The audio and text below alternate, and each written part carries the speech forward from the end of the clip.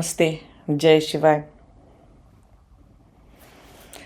आशा है आप लोग अपने इष्ट देवता को या कोई भी प्रॉब्लम के अनुसार देवी देवता को ढूंढकर अपनी पूजा तपस्या साधना जो भी जिस भी लेवल पर आप हैं या जो भी चीज़ करना चाह रहे हैं वो कर रहे होंगे। ठीक है, वो आपने ढूंढ लिया होगा एक हफ्ते में और कर रहे होंगे। आज हम बात करते हैं साधना की। ठीक, अब यहाँ पर हम उन लोगों के लिए नहीं बात कर रहे हैं जो अभी पूजा करेंगे। ठीक है, जो अभी एक्सटर्नल भक्ति करेंगे, जो पूजा करेंगे। हम बात कर रहे हैं साधना की। सीधे सीधे जो जिनको कहीं ना कहीं लग गया है कि भाई अभी बहुत हो गया, बहुत हमने इस संसार में ड्रामा मचा लिया और अभी हम जो है पूजा वूजा सब त्याग करके तपस्या ही करेंगे, साधना ही करेंगे। ठीक, तो साधना का मतलब क्या होता है? क्या साध रहे हैं? साधना का मतलब होता है किसी चीज़ को साधना। ठीक है, मीन्स कोई चीज़ इम्बैलेंस्ड है उसको बैलेंस में लाना, संतुलन में लाना और फिर संतुलन में रखना। संतुलन में लाना पहले तो, और फिर उस संतुलन को कायम रखना, मेंटेन रखना, उस चीज़ को हम साधना कहते हैं। ठीक है, लेकिन अब मैं एक साधना उठाऊंगी और मैं आपको उसको अलग अलग लेवल पे समझा दूंगी कि कैसे कुछ लोग किस लेवल पे करे जा रहे होते हैं एक ही साधना को। तो चलिए एक ऊंचे लेवल की, उच्च स्तर की साधना उठाते हैं। मान लीजिए शांभवी। ठीक है, सारे लोग शांभवी, बहुत सारे लोग शांभवी करते दिख जाएंगे। शांभवी का जो एक्चुअल रियल मीनिंग या पर्पस है उससे, उसका मतलब क्या है, उसका एंड गोल जो है शांभवी का, वो है काल के बंधन को तोड़ देना, काल के परे चले जाना। आप अभी लीनियर चलता है ना आपका टाइम, आप अपने आप को ऐसे सोचते हो मैं कल बच्चा था फिर अब बड़ा हो गया। मैंने टाइम के ऊपर बहुत सारे अलग वीडियोस पड़े हुए हैं, आप देख सकते हो समय के ऊपर।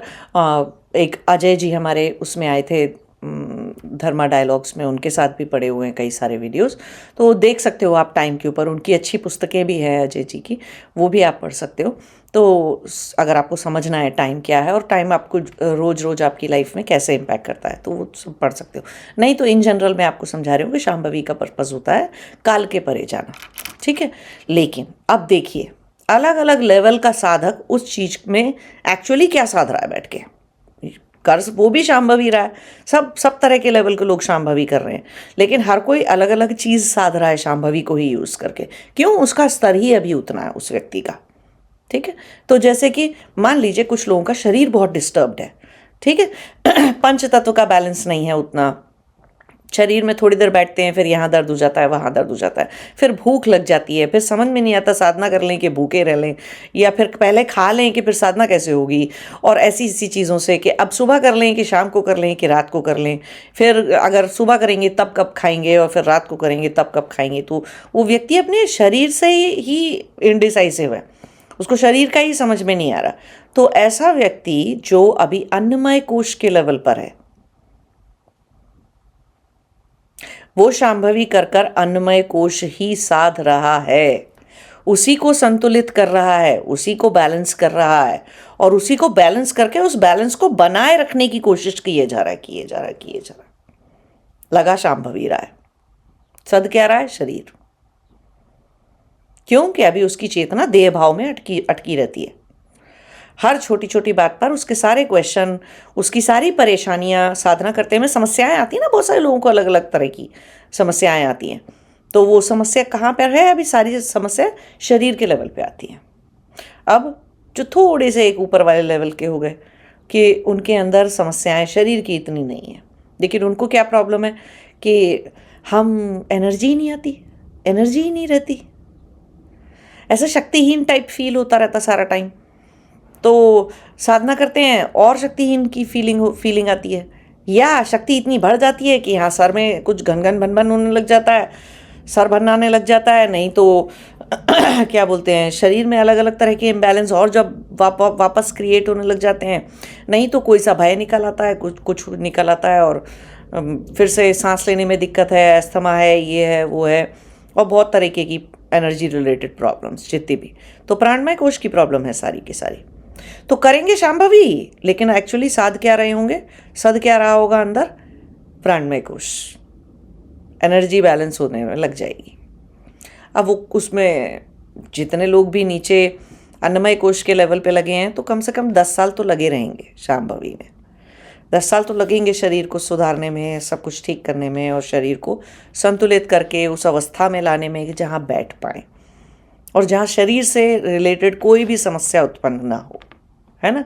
फिर ऐसे ही प्राणमय कोश वाले जो लोग हैं वो कम से कम 6 साल लगे रहेंगे, 6 से 8 साल लगे रहेंगे, करेंगे शांभवी, ठीक है। और वो क्या कर रहे होंगे, वो आए दिन एनर्जी ऊपर एनर्जी नीचे, एनर्जी ऊपर एनर्जी नीचे, कभी सिर में घन घन, कभी सर के पीछे दर्द हो जाना या उसमें, या कभी सर का भारी हो जाना, या कभी नींद ही आ जाना, इतने शक्तिहीन फील करना कि नींद ही आ गई। तो ये सब कुछ करते रहेंगे, शांभवी कर रहे हैं लेकिन वो, ठीक है, एक ही साधना है लेकिन क्या सद रहा है अंदर, साधना एक ही कर रहे हैं, सद क्या रहा है अंदर, प्राणमय कोश एनर्जी सद रही है, ठीक। कुछ सारे चक्र जो पूरे 112 चक्र हैं वो कुछ कहीं तो उल्टे पुल्टे हैं, वो कहीं तो उनमें कुछ चल रहे हैं कुछ नहीं चल रहे हैं, वही सब बैलेंस हुए जा रहा है पहले, ठीक। तो वहाँ पे लगे हुए हैं। अब तीसरे लेवल के लोग आ गए जो मनोमय कोश साध रहे होंगे। क्यों, वो जब भी साधना करने बैठते हैं आंसू बहने लग जाते हैं, रोने लग जाते हैं, या फिर जो है अति इमोशनल हो जाते हैं, या अंदर से अति इमोशनल विचार आने लग जाते हैं शांभवी करते वक्त के, कल इसने ऐसे कह दिया था, इसने हमारा साथ नहीं दिया, इसने हमें धोखा दिया, या अब ये कर दिया वो कर दिया, ऐसे दुखी दुखी से मन से। और कोई शांति नाम की, स्थिरता नाम की, मानसिक स्थिरता नाम की कोई चीज़ अभी नहीं है। तो ऐसे लोग शांभवी करते जाएंगे करते जाएंगे करते जाएंगे, और क्या होगा, और भी समय लगेगा, बहुत समय लगेगा। ऐसे लोगों को प्राणमय कोश साधने से भी ज़्यादा समय लगेगा, है ना। क्या करने के लिए 2-3 डेकेड लग जाएंगे, मन की शांति, मन की स्थिति को सुधारते सुधारते सुधारते सुधारते। तो करेंगे शांभवी ही, लेकिन सद क्या रहा है, सिर्फ और सिर्फ मन साध रहे हैं वो भी अपना, है ना। कभी ऐसे लोगों की समस्याएं कैसी होती हैं, अरे इतना चिल्ला रहे हैं घर के अंदर, शांति नहीं है, कैसे साधना करें, या ये टीवी चल रहा था, ये रो रहा था, बाहर से कुत्ते की आवाज़ आ रही थी, कुत्ते भौंक रहे थे, या फिर ये बिल्डिंग के ऊपर ये चल रहा था, कहीं पे कोई लाउड स्पीकर चल रहा था, या सो नहीं पाए या कुछ नहीं कर पाए, तो अब, या कल किसी से लड़ाई हो गई, या अपने घर में लड़ाई हो गई, अपने बॉस से लड़ाई हो गई, अपने पड़ोसी से लड़ाई हो गई, तो अब वो चल रहा है। तो कुछ ना कुछ जो ऐसे इवेंट्स हैं ना, जो इमोशनल इवेंट्स होते हैं लाइफ के, वो उनकी समस्याएं हैं कि अब हम साधना कैसे करें। ये कुछ नहीं तो यंग जो लोग होते हैं उनको पीरियड आ गए, तो पीरियड में इमोशनल बैलेंस ऊपर नीचे होता ही होता है आपका, ठीक है। अब ऐसे टाइम अब कैसे साधना करें, तो भिन्ना रहे हैं इमोशनल, उसमें इमोशनल साइकिल में, इमोशनल रट में फंस जा रहे हैं, और हर महीने फंस जा रहे हैं उस साइकिल के अंदर। हर महीने इमोशंस अप एंड डाउन होते हैं, हर महीने हार्मोन्स ऊपर नीचे जाते हैं, तो हर वक्त इमोशनल में उलझे रहते हैं। ये समस्या लेडीज़ के साथ बहुत आती है जो अभी उतना नहीं पहुंची कि ठीक है ये साइकिल है, ये चलती रहेगी, साइड में आई है, हमारी चेतना हमारी बुद्धि को कॉम्प्रोमाइज़ नहीं करेगी कोई भी चीज़। हम साध क्या रहे हैं, बुद्धि, साध क्या रहे हैं, चेतना। तो चेतना को या तो शरीर में अटका लो, तो जिनकी शरीर में अटकी हुई है उनकी अलग समस्याएं हैं, जिनकी प्राणमय कोश में जाके अटक जाती है चेतना, वहाँ पे उनकी समस्याएं, उनके ब्लॉकेजेस हैं। जिनकी मनोमय कोश में अटक जाती है उनके अलग ब्लॉकेजेस हैं, उनको अलग तरह की समस्याएं और परेशानी आती हैं। कर तीनों ही शांभवी रहे, ठीक है। साधना एक, सद क्या रहा है वो डिफरेंट है हर एक के लिए, समझ रहे हो आप। कोई शरीर साध रहा है, कोई प्राणमय कोश साध रहा है, कोई मनोमय कोश साध रहा है, मन की अवस्था को साध रहा है, चित्त की अवस्था को साध रहा है। उसको हर छोटी छोटी सी बात अच्छी लग जाएगी, बुरी लग जाएगी, किसी दिन वो बहुत अति प्रसन्न अजीब सा हो जाएगा कि बस दुनिया में तो बस प्रेम ही प्रेम है। कुछ लोग कई बार कुछ लोग ऐसे भी होते हैं, तो 2 दिन के लिए बहुत ही प्रेममयी आनंदमयी हो जाएंगे और बड़ा अच्छा लगेगा उन्हें, और तीसरे दिन किसी ने कुछ कह दिया तो ऑफिस के अंदर, तो बस तो भिन्न आ गए उस बात के ऊपर, ये नहीं होना चाहिए और सब तरफ ये है और सब तरफ दुनिया में, और तो अचानक दुनिया बहुत बुरी हो गई, अचानक सारे लोग बहुत बुरे हो गए जो 2 दिन पहले बहुत अच्छे थे, और देख नहीं पा रहे हैं कि ये साइकिल उनके अंदर चल रही है। परसेप्शन उनका, संसार कैसा दिखता है, संसार कैसा है, आपको कैसे लोग मिले हुए हैं और कैसे लोग मिल रहे हैं और क्या आपके साथ हो रहा है, ये सब आपका परसेप्शन था। आपकी ग्राह्य शक्ति बहुत अच्छी साफ सुथरी सी छन्नी होगा अगर आपके पास, तो जब आप उससे, और बहुत ही फाइन अच्छी सी छन्नी हो, तो आप बहुत सारी चीज़ें निकल जाती हैं उसमें से, है ना। दूध छानो या पानी छानोगे आप उसमें से, तो बहुत सारा कूड़ा करकट निकल जाएगा। अब ये कोई मोटी सी छन्नी हो, इसमें बड़े बड़े छेद हो, तो क्या ही छन रहा होगा उससे अब दूध और पानी छानना पड़ जाए, कुछ नहीं छनेगा उससे। तो किसी किसी के पास बहुत मोटी छन्नी है, तो परसेप्शन था ना, लेकिन नहीं, पैटर्न नहीं नोट कर रहे हैं अपने अंदर कि देखो मैं कैसे साइकिल में फंसता हूँ, इमोशनल साइकिल में। इससे लड़ लिए, उससे लड़ लिए, इससे भिड़ लिए, उससे भिड़ लिए। कहाँ से? मन ही स्थिर नहीं रखेंगे और हर चीज़ पे रिएक्टिव रहेंगे ऑल द टाइम, तो कितनी ही शांभवी भी करेंगे, कितना ही कुछ भी करेंगे, सद क्या रहा होगा? मन, है ना। अब उससे ऊपर चले जाते हैं। अब उससे ऊपर थोड़े ठीक वाले लोग आएंगे, है ना। वो कहाँ है? वो अपने वो वाले लोग जो हैं विज्ञानमय कोश तक पहुँचे हुए हैं। तो अब वो जो साध रहे हैं वो सच में ध्यान तक की एकाग्रता के लेवल पे पहुंच गए। जो मन नहीं साधते, जिनको ये सब कुछ समस्या नहीं रह जाती, कुछ नहीं रह जाता, तो जब वो शांभवी कर रहे हैं, तो वो सच में उस एक्चुअली शांभवी के गोल पे पहुंचने के लिए वो लोग हैं जो पहुंच जाएंगे सच में इस साल, इस लाइफ टाइम में। इस साल पहुंचे चाहे नहीं, लेकिन इस लाइफ टाइम में जिनके ये सब सुधरे हुए हैं, ये तो वो शांभवी करेंगे तो काल के परे चले जाएंगे। बाकी लोग अभी नहीं जाएंगे। बहुत सारे लोग क्योंकि अंदर मन में ना इच्छाएं भी बाकी रह गई हैं। हमें कोई प्यार कर ले, कोई हमको ऐसे अनकंडीशनल प्यार कर ले, हम किसी को प्यार कर लें, या हमने किया था इससे प्यार, ये हमें मिला नहीं, इस टाइप की प्यार के अधूरे होने की, रिश्तों के अधूरे होने की। कभी इससे प्यार नहीं मिला, कभी उससे ध्यान नहीं मिला, कभी इसने हमारी इज्जत नहीं करी, कभी उसने हमारी इज्जत नहीं करी, ऐसी सब की समस्या भी रहती है। ऐसी अनफुलफिल्ड डिज़ायर्स भी रहती हैं मन के अंदर, तो वो भी कभी ऊपर जाने देंगी नहीं। कोई भी अनफुलफिल्ड डिज़ायर है तो काल के परे कहाँ से जाने देगी, है ना। कि तो डिज़ायर्स बिल्कुल ऐसे ही हैं आपकी नाव में, मतलब आपके पास भले ही कितने पंख दे भी दिए जाएं आपको, आपने तो अपने पैरों में बड़ी बड़ी चेन और हथकड़ी टाइप, बेड़ियाँ टाइप पहन रखी हैं। तो रोज ही एक नई डिज़ायर की, एक नई इच्छा की, सांसारिक कामना की एक नई कील गाड़ दोगे अपने पैर में, तो कोई गुरु कितना ही पंख आपको दे देगा उड़ने के लिए, उड़ कहाँ से जाओगे? कैसे उड़ जाओगे? नहीं उड़ोगे। तो करोगे शांभवी, लेकिन नीचे रहोगे अभी। काल के परे जाने वाली शांभवी की से वो नहीं हो रहा। क्या सध रहा है? मन सध रहा है। मनस को साध रहे हैं कि भैया मन में शांति आ जाए तो हम साधना कर पाए, है ना। और ये जो सब हमारी लाइफ में ये जो इमोशनल रायता है, ये सब रायता बंद हो जाए। ये सब, या रायता तो बंद कभी होता नहीं, संसार तो संसार है, लीला तो लीला है, तो चल रही है तो चल रही है। सब लोग खेल रहे हैं। कोई अच्छा है, कोई बुरा है, कोई थोड़ा अच्छा है, कोई थोड़ा बुरा है, कोई ज़्यादा बुरा है। तो कानून है, सरकार है, आर्मी है, सब है, सब देखने के लिए। ठीक, आपके अंदर वैराग्य का लेवल नहीं है। वैराग्य उतना जागा नहीं कि अपनी इंद्रियों को समेट के अपने ही अंदर बैठ पाओ, है ना।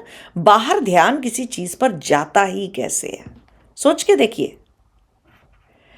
अगर आपसे आज कहा जाए कि इस जगह सोना गड़ा है, खोदते जाओ, और गारंटीड गड़ा हुआ है और यहीं पे है, तो आप में से कितने लोग ऐसे हैं जो अपनी कुल्हाड़ी को रोकेंगे ही नहीं जब तक कि वो सोना हिट नहीं हो जाता?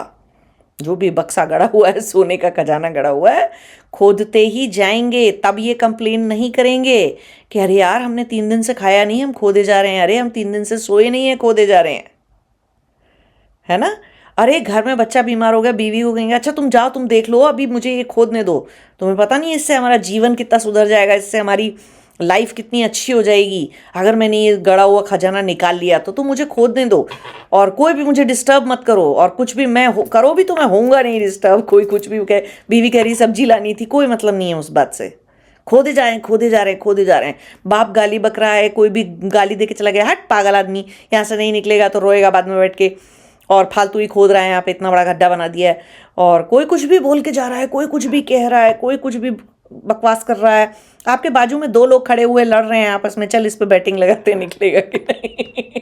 आप उस पर भी ध्यान नहीं दे रहे हो, किसी चीज़ पे ध्यान नहीं है। किस चीज़ पे ध्यान है? अरे वो खजाना गड़ा हुआ है और गारंटीड निकलेगा, और सच में निकलेगा खजाना। तो सोचो आपका लेवल ऑफ वैराग्य जो है सडनली उस एक गोल के प्रति कितना हो जाता है।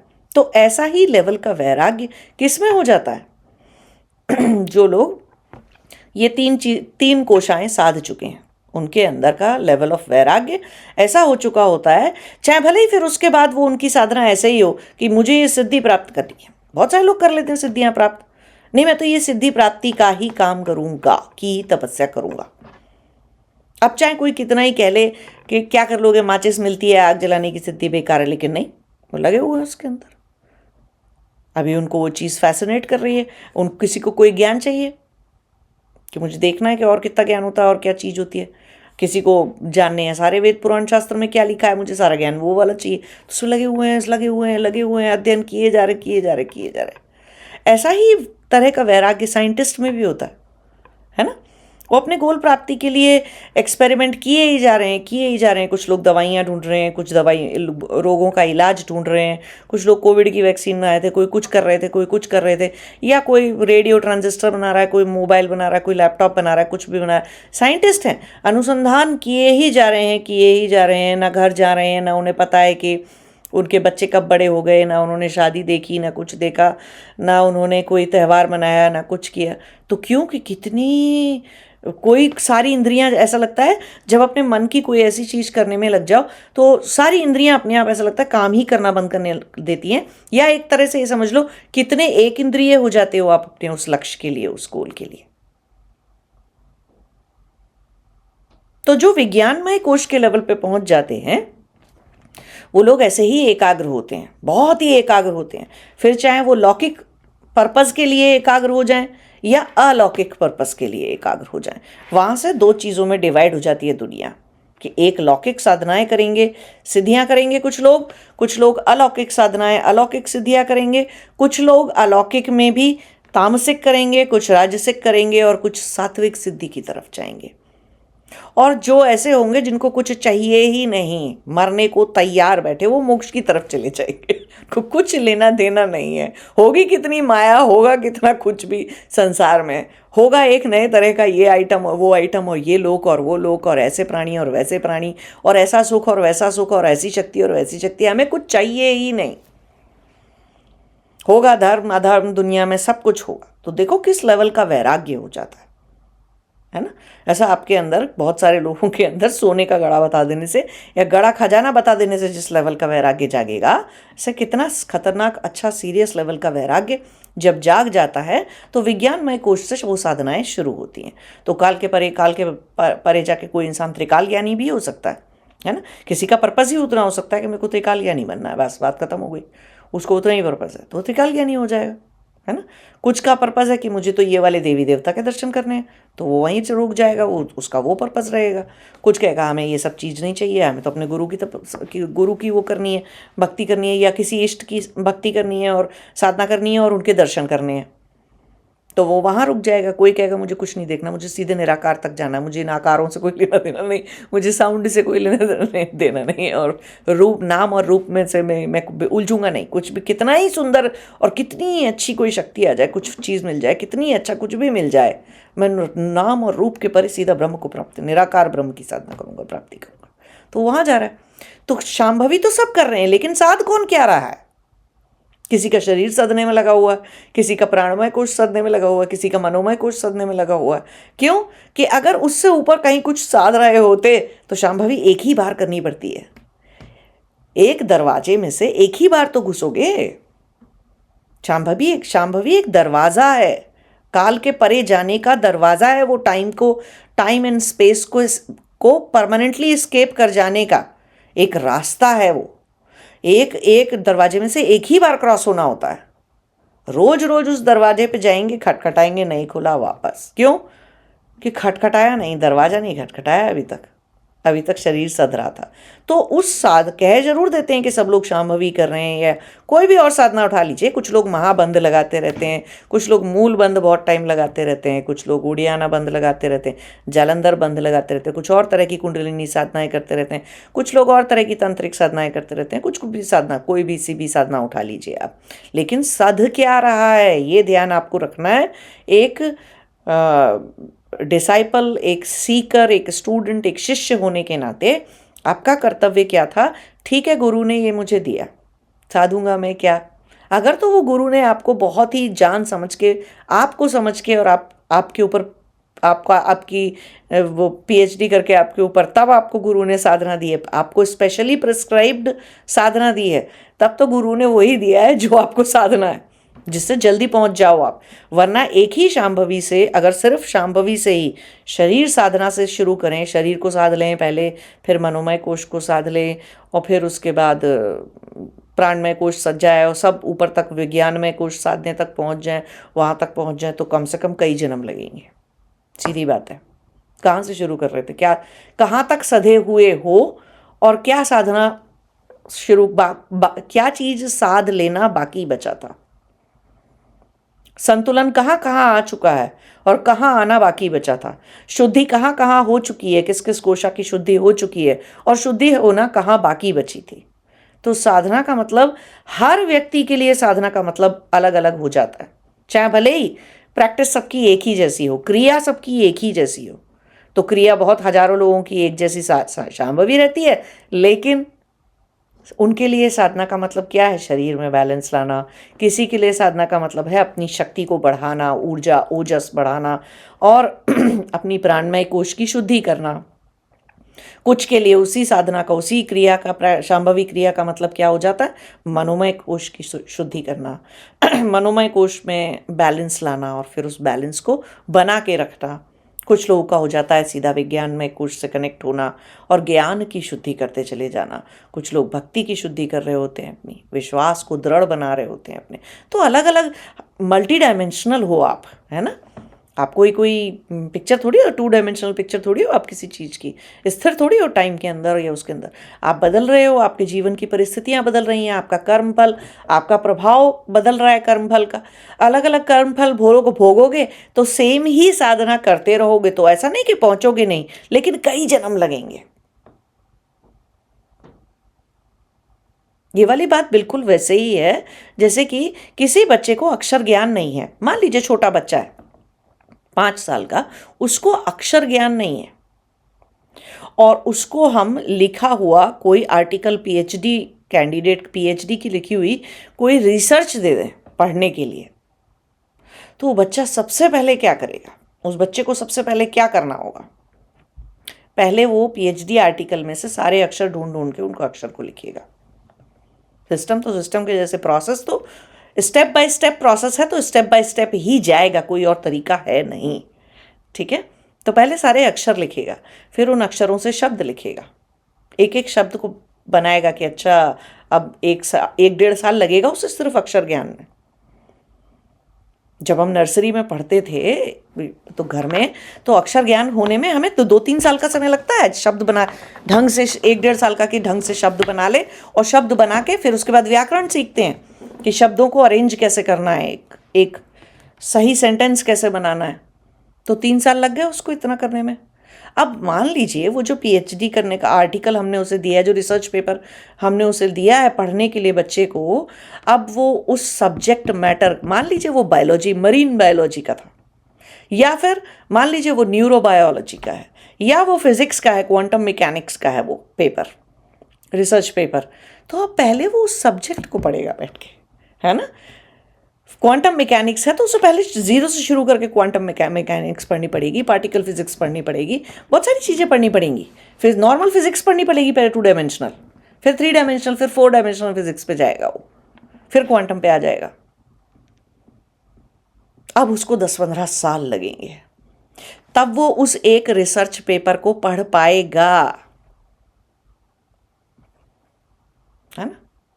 10-15 साल के बाद, इतना सारा ज्ञान होने के बाद, इतना सब कुछ समझने पढ़ने के बाद, तब वो उसका मार्मिक रहस्य, गूढ़ बात जो उस रिसर्च पेपर में लिखी है, जो समझाई गई है सिद्धांत, वो उनको समझने के लायक बन पाएगा, इस लायक कि वो उनका कोई उपयोग कर ले अपने जीवन के अंदर। तो ये प्रोसेस है। तो भले ही अब आपको शांभवी कोई बोल दे, शांभवी जैसी साधना हो गई, या कोई भी ऐसे, चलो महाबंध लगा लो, किसी ने बोल दिया, किसी गुरु ने आपको कि चलो सबको आ जाओ, आज सबको मैं कुंडलिनी की दीक्षा दूंगा, सबको कुंडलिनी जगा दो। अरे क्या क्या जाग जाएगा अंदर, क्या क्या है क्या क्या भर रखा है अभी गलत गलत चीज़ें गलत गलत लोगों के अंदर जग जाएंगी, है ना। तो ऐसे ही शांभवी कर लो, तो अब कर लो फिर शांभवी, कई जन्म लगेंगे, अपना प्रोसेस तो प्रोसेस है। एक एक कोशा को इंटीग्रेट करना होता है, एक एक लेवल पे अपने ज्ञान की शुद्धि करनी होती है। चेतना को बहुत जगह से हटाना पड़ता है, शरीर में से हटाना पड़ता है, प्राणमय कोश में से हटाना पड़ता है, धीरे धीरे इंद्रियों में से हटाना पड़ता है, मनोमय कोश में कई सारी लेयर्स है, मनस चित्त बुद्धि अहंकार सब जगह से हटाना पड़ता है, फिर अस्मिताओं से हटाना पड़ता है, तब जाके ज्ञान की शुद्धि होती है। इतना ऊपर जाए तो एक ही शांभवी लगाते तो जा रहे हो, लेकिन साध क्या रहे हो, तो ये डिपेंड करता है किस लेवल पे आप हो। आप वही साध रहे हो, आपके अंदर वही चीज का संतुलन अभी चालू बन रहा है, क्योंकि बना हुआ नहीं था। तो अब 10,000 लोग शांभवी कर रहे हैं, एक भी कोई एक आदि होगा उनमें से जो कहाँ पहुंचेगा, जिसका लेवल इतना हाई होगा, एकाग्रता का, इंद्रियों का, ये सब शुद्धि वगैरह हो चुकी होगी, जो कि शांभवी लगाएगा तो लग जाएगी उसी दिन, उसी पल, उसी वक्त। जो ध्यानी हो चुका होगा ऑलरेडी, जिसकी इंद्रियां उसको डिस्टर्ब नहीं करती, शक्ति डिस्टर्ब नहीं करती, एनर्जी डिस्टर्ब नहीं करती, संसार उसे दिखता नहीं है। वो जानता है कि संसार है, उसमें मैं रहता हूँ या रहती हूँ, लेकिन संसार डिस्टर्ब करने के लेवल पे, इंद्रियों से ग्रहण करने के लेवल पे उसको डिस्टर्ब करता नहीं। उसके चित्त में कोई उथल पुथल नहीं होती, उसे कुछ भी दिख जाए, कुछ भी सुनाई दे जाए। जैसा कि आपके साथ होगा बहुत सारे लोगों के साथ, जब वो गड़ा हुआ खजाना सोना खोद रहे होंगे है ना दिन दिखेगा, ना रात दिखेगी, ना माता पिता दिखेंगे, ना किसी का रोना दिखेगा, ना लड़ाई दिखेगी, ना कुछ दिखेगा, ना कुछ और दिखेगा, है ना। तो ये वाली बात मैंने सोना गड़ा खजाना वाली एक सांसारिक दृष्टि से आपको समझाने की कोशिश की है कि आप में से बहुत सारे लोग सांसारिक गोल्स के लिए, लक्ष्य के लिए भी बहुत सीरियस हो जाते हैं। पर कुछ लोग पढ़ाई को, अपने एग्जाम को, कि नहीं मुझे तो एमटेक करना है, ये करना है, मुझे जीआरई लिखना है, करते हैं। आप में से बहुत सारे लोग बहुत सीरियस हो जाते हैं कि नहीं मैं तो जीआरई लिखूंगा, एमटेक करूंगा, ये करूंगा, तो करते हैं। बहुत सारे लोग गोल बनाते हैं कि नहीं मुझे बाहर जाना है, भारत से बाहर जाना है, उनके अंदर प्रेरणा ही ऐसी आ रही है ना। उनकी कर्म भूमि कहीं और है, तो जाएंगे अपने कर्म भूमि के ऊपर। आप कुछ भी कर लो, फिर उसके अंदर फिर कोई भी घर में हल्ला मचा ले, डिस्टर्बेंस कर ले, टीवी चल ले, त्यौहार आ जाए, बाहर से बारात निकल जाए, जो मर्जी हो जाए, वो व्यक्ति अपने गोल से, अपने लक्ष्य से हिलता नहीं है। तो बहुत सारे आप में से बहुत सारे लोगों के अंदर ये कैपेबिलिटी है।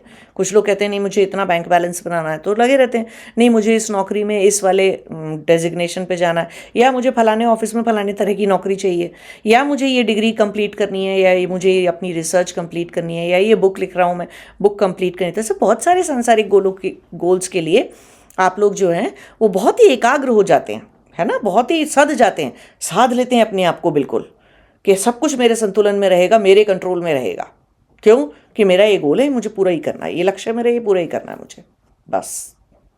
तो ऐसे ही लेवल की जो वैराग्य है वो योगियों में, तपस्वियों में होता है, और वहाँ पे जाके शांभवी एक बार करने से फलती है। बहुत सारे लोगों का ये भी क्वेश्चन होता है साधना करने के लिए कि कुछ लोग तो, जैसे मान लीजिए कहीं पे मास मेडिटेशन हो रहा है ना, बहुत सारे लोग मिलके एक साथ मेडिटेशन कर रहे हैं, तो कुछ लोग होते हैं जो 2 घंटे बाद 15-20 मिनट में ना अलट पलट करने लग जाते हैं, फिर इस पैर से बैठेंगे, फिर उस पैर से, कुछ टेढ़े मेढ़े हो जाते हैं, कुछ ही कमर में दर्द आने लग जाता है, कुछ लोगों को कुछ होने लग जाता है शरीर के अंदर। और उनको इस बात पे आश्चर्य होता है कि कुछ लोग उठ के बाथरूम करने चले जाते हैं, कुछ पॉटी करने चले जाते हैं, कुछ को भूख लग जाती है तो चले जाते हैं, उठ जाते हैं, बैठते नहीं हैं।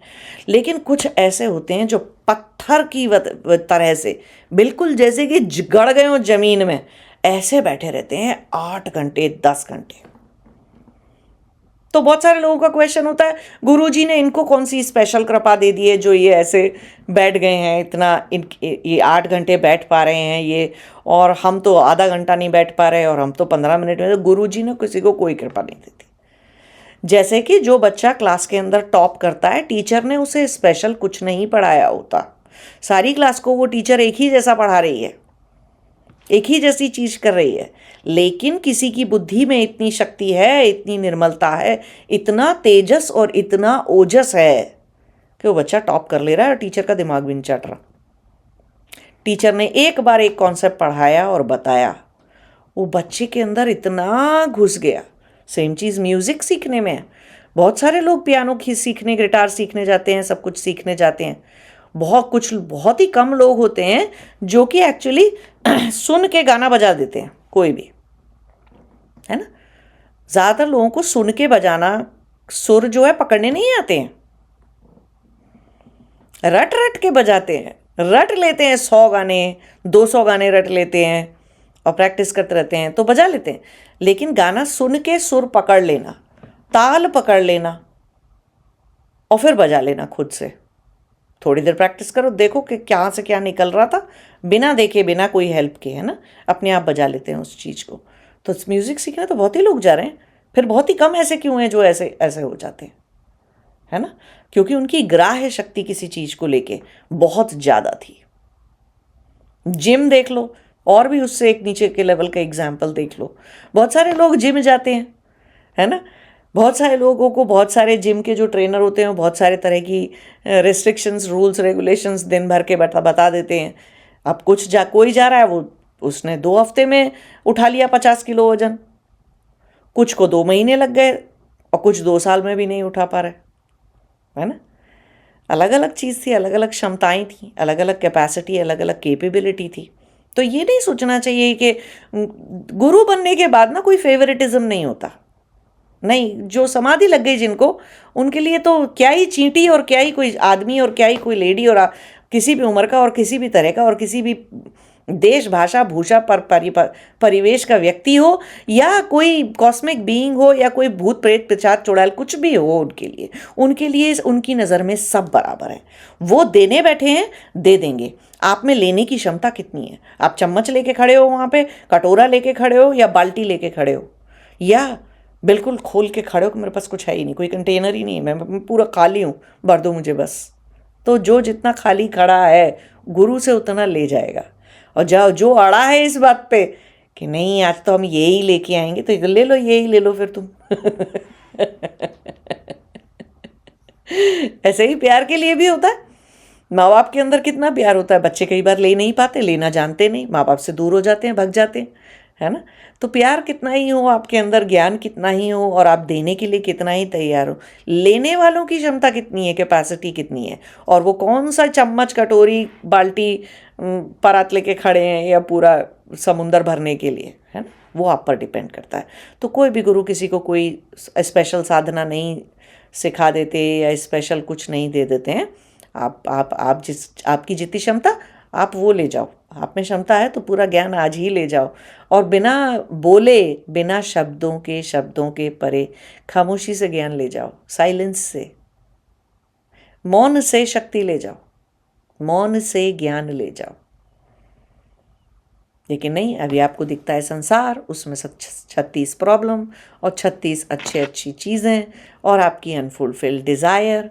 तो गुरु में से आप साइकोलॉजिस्ट और दोस्त निकाल रहे हो, गुरु में से गुरु नहीं निकाल रहे हो। गुरु में से गुरु को आह्वान नहीं कर पाते आप अभी, है ना। चाहे भले ही फिर वो समाधि गुरु हो, तो उनमें से तो आह्वान करना और भी मुश्किल है ना। तो देखो कि किस लेवल पे हो, क्या साधना कर रहे हो, क्या साध लिया है, और अलग अलग गुरुओं की सारी ही साधनाएं मत करते रहो, किसी एक गुरु की एक ही साधना करो एक समय में, है ना। ये नहीं कि मैंने 6 महीने पहले इस गुरु से ये साधना ली थी, अब मैं वो अभी भी कर रहा हूँ। गुरुओं के साथ कोई धोखा नहीं होता, उनको कोई बुरा नहीं लगता, कुछ नहीं होता ऐसा, ठीक है। गुरु का आपसे बंधन कार्मिक था या देने का था, गुरु ने दे दिया जो आपको देना था। आप कितनी श्रद्धा भक्ति से उसको करोगे, कितना सिंसियरली रिलीजियसली उस चीज़ को फॉलो करोगे और उस पर टिके रहोगे, वो आपके ऊपर डिपेंड करता है। और कितना समय टिके रहोगे वो भी आपके ऊपर डिपेंड करता है। आप एक ही साधना से कई जन्मों में भी चढ़ सकते हो और अलग अलग लेवल की अलग अलग साधनाओं से एक एक मुश्किल पार करते हुए भी आगे जा सकते हो। Process remains the same. PhD का अगर वो पढ़ना था तो प्रोसेस वही रहेगा, अक्षर ज्ञान, व्याकरण ज्ञान और फिर सब्जेक्ट मैटर का ज्ञान, और फिर जाके आप उस चीज़ को पूरा पढ़ पाओगे। तो प्रोसेस तो वही रहेगा। या आप पहले इस लेवल की साधना, उस लेवल की साधना, उस लेवल की साधना, उस लेवल की साधना, फिर फाइनल लेवल की साधना करोगे। तो ये थोड़ा सा प्रोसेस सिलसिलेवार होता तो थोड़ा सा फास्ट हो जाता, है ना। क्योंकि आपको भी शांति की अनुभूति जल्दी होती। अगर आपका शरीर 1 साल में सध जाए, बशर्ते कि आप शांभवी कर करके शरीर को 10 साल ही साध नहीं पा रहे हैं, या आपको किसी ने प्राणमय कोश साधने को दिया, बंध लगाने को दिया, तो बंध फटाफट लग जाए आपका, है ना। तो जो सीधे लेवल की साधना थी, जैसे कि बच्चा छोटा है तो बजाय पीएचडी का देने की जगह उसको अक्षर ज्ञान सिखा देते, फटाफट कर लेता, बच्चा खुश भी होता, आई मैंने कुछ कर लिया, है ना। मैं अभी अक्षर ज्ञान समझता हूँ, अभी अक्षर मुझे आते हैं समझ में, ये अ है, ये का खा गा है, ये ABCD है, या कोई और भाषा के शब्द हैं, जो भी भाषा है, ठीक है। तो खुश भी हो जाता बच्चा और बड़े उत्साह से आगे जाता। लेकिन अगर इतना बड़ा गोल दे दूँ तो उत्साह कहाँ रह जाएगा कुछ भी करने का। ऐसा लगेगा ये कभी होता ही नहीं है, इससे कुछ, ये तो साधना से कुछ नहीं होता, ये गुरुजी बेकार है, ये साधना भी बेकार है ना, ऐसे ही लगेगा। तो क्या साधना कर रहे हैं और क्या साध रहे हैं, उस पर ध्यान दीजिए। और हमेशा ध्यान रखिए, एक शिष्य होने के नाते, भले ही कोई भी क्रिया करते हो आप, कोई भी तरह की पूजा पाठ, कोई भी क्रिया हो रही हो, हमेशा ध्यान रखिए आपके अंदर क्या सध रहा है, आपके अंदर किस चीज़ का संतुलन अभी बाकी है बनना। और आपको कोई भी साधना दी जाए, क्या वो आपको उस संतुलन को बनाने में, पहले तो ये एक्सेप्ट करने में भी बहुत सारे लोगों को थोड़ा सा ईगो आ जाता है, हमको शांभवी दी थी और ये बोल रहे हैं हमारा शरीर सद रहा है, तो उसमें ईगो पे हाई हार्ट हो जाता है, आया हम इतने इतने नीचे लेवल पे हैं। किसी को लगता है और लो हट, हम अभी मन ही साध रहे हैं, अभी करते तो हम शांभवी हैं, लेकिन वो साध मन रहे हैं तो गुरुजी ने साधना बदल दी हमारी, कोई दूसरे गुरुजी के पास गए और साधना बदल दी, हटाओ कोई शांभवी अम्भवी तुमसे नहीं हो रही है, तुम रहने दो, रुक जाओ तुम, हम तुम्हें बता रहे कौन सी साधना होगी तुमसे। तो उन्होंने सही सही मनोमय कोश की, उसको साधना दे दी, तो ईगो हर्ट हो गई उससे। बताओ, वो गुरुजी हमको हाई लेवल की साधना देते थे, ये वाले गुरुजी हमको जो है लो लेवल की साधना देते हैं। ये नहीं देख रहे कि खुद कौन से लेवल पे हैं, लेकिन ऐसा स्वीकारना पड़ जाए कि अरे हम तो मनोमय कोश के लेवल पे हैं, अरे हम तो प्राणमय कोश के लेवल पे हैं, अरे हम तो नीचे ही ड्रामा किए जा रहे हैं, नीचे के 3 चक्रों में हम ड्रामा किए जा रहे हैं अभी, है ना, अरे हम तो राग द्वेष अभिनिवेश की वृत्तियों से लड़े जा रहे हैं। तो ऐसा एक्सेप्ट करना, ऐसा मानने से ना, तो ऐसे ईगो हर्ट हो जाती है बहुत सारे लोगों की।